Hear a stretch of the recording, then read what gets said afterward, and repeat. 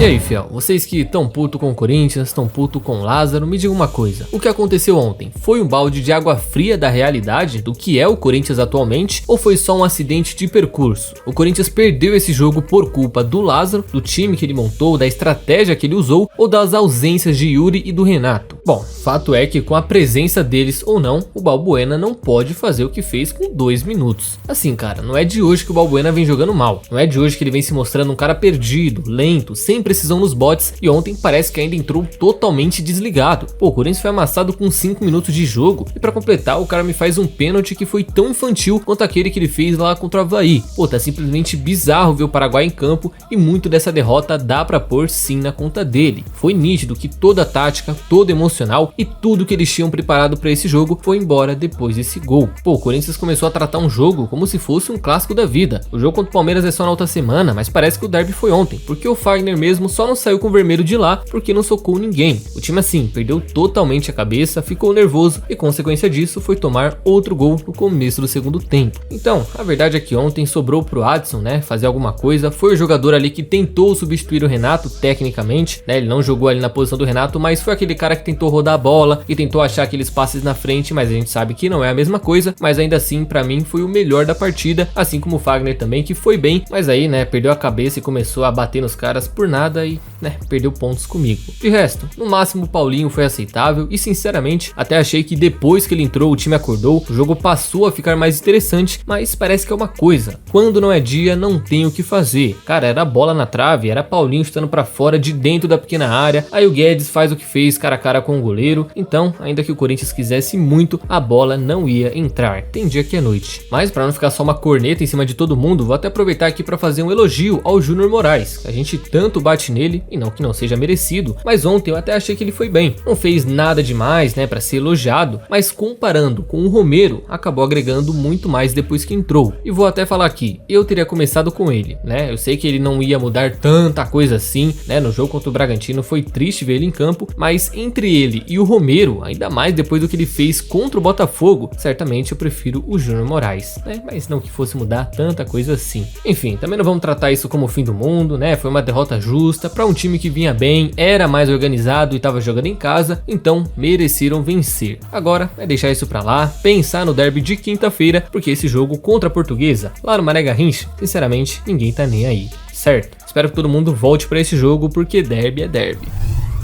E depois dessa derrota chata, mas ao mesmo tempo aceitável para o São Bernardo, o Corinthians já voltou a campo no CT Joaquim Grava e com novidades dessa vez. Yuri Alberto e Maicon voltaram a treinar com bola no gramado normalmente e já podem viajar com a comissão para Brasília para esse jogo contra a Portuguesa. Além deles, o Renato Augusto também treinou normalmente, já que não estava com nenhuma lesão, e é outro que também pode viajar para Brasília para essa partida. Mas claro, por ser um jogo bem longe de São Paulo, ter essa questão das viagens e ainda ser um jogo às vésperas de um derby, pode ser que o Lázaro acabe não mandando alguns de seus principais jogadores, como aí o próprio Yuri, o Renato, talvez o Roger Guedes, pra, né, poupar os caras aqui, deixa em São Paulo, manda só um time misto e tá tudo certo. Já não vai ter o Fagner mesmo, então daria pra pegar esse embalo e entrar com um time misto no domingo. Não sei, é só uma suposição minha, mas fato é que se não der nenhuma zebra até lá, teremos aí o elenco completo apenas com a ausência do Cantillo, mas com a volta daqueles que estão na seleção sub-20.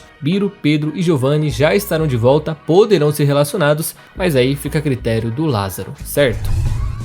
Há poucos dias de um derby, a torcida do Palmeiras infelizmente mostrou o porquê de ainda ter torcida única em São Paulo, já que simplesmente a Mancha Verde resolveu armar uma emboscada para Gaviões que estava passando ali nas juntas provisórias ali no bairro do Ipiranga na volta do jogo contra o São Bernardo. Meio que eles aproveitaram que o jogo do Palmeiras tinha sido algumas horas antes no Allianz e depois que acabou ficaram lá esperando a Gaviões chegar para fazer tudo isso que vocês estão vendo aí. Mas, pelo que parece, né, ainda bem, ninguém saiu morto, nem de lá nem de cá, apenas 2 feridos e só o ônibus mesmo que foi de ralo de cima a baixo. Só corrigindo aqui, fiel, teve morto sim, né, não chegou a ser divulgado, mas vazou algumas fotos de alguns torcedores ali no chão, teve mais feridos também, né, não foi só 2, infelizmente, né, bagunça total. Mas é isso, briga de torcida, nenhuma surpresa até aqui, já é algo tradicional entre esses caras, mas enquanto isso continuar acontecendo, os clássicos aqui em São Paulo vão continuar do mesmo jeito. Ah, mas com torcida única ou não, tem briga do mesmo jeito. Sim, de fato, mas não é isso que vai fazer com que as torcidas voltem e pior, vai afastar ainda mais essas pessoas aí do estádio, né, principalmente mães e pessoas com crianças, mesmo sendo torcida única, porque já pensou se uma senhora pega ali o filho com a camisa do Corinthians, tá no metrô e tromba aí uma rapaziada do Palmeiras? Pois é, ia ficar com medo, poderia não dar bom, enfim, são coisas do futebol, mas que infelizmente tem que acabar.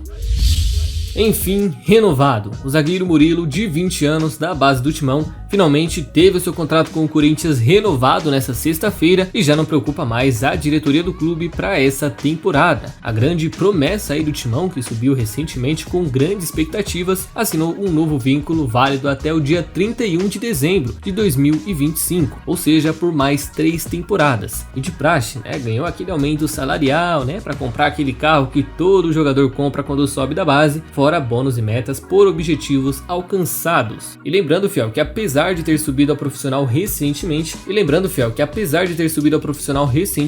o Lázaro já disse que pretende contar com ele em 2023. E cara, foi até bom ele ter renovado por agora, porque ultimamente a posição de zagueiro no Corinthians não anda lá tão unânime quanto antes, né? A gente sabe que o Gil não tá lá essas coisas, é o melhor deles, mas também não tá tudo isso. O Bruno Mendes está naquele do nota 6, nota 5, nem fede nem cheira, e o Balbuena, né?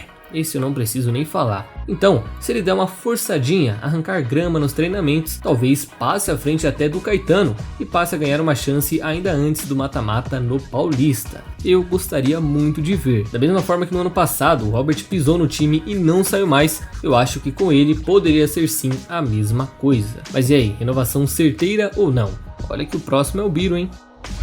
Uma das contratações mais polêmicas do Corinthians nesses últimos anos e talvez até da história do clube, Alexandre Pato, que depois virou o Alexandre Cisney, não sei se vocês se lembram disso, voltou a falar do Corinthians nessa semana, numa entrevista que agora eu não me recordo muito bem pra quem, mas ele falou lá sobre a questão do pênalti, não se desculpando pelo que fez, mas até dizendo que já tinham errado antes dele, né, e jogando a culpa pros outros, e isso meio que caiu no colo da torcida, como se ele estivesse tentando cavar uma vaga no Corinthians novamente, né, esse boato de que o Pato poderia estar voltando ao Timão começou a ficar mais forte, tanto é que o setorista Samir Carvalho resolveu apurar essa situação, mas viu que realmente não tinha nada de Pato no Corinthians. Sequer houve uma procura do Pato ou da diretoria para esse negócio acontecer. E vale lembrar aqui que o jogador de 33 anos recentemente deixou o Orlando City dos Estados Unidos por questões contratuais e atualmente estaria sem clube. Mas em sua última temporada ele alcançou uma marca expressiva de 4 gols e 5 assistências em 27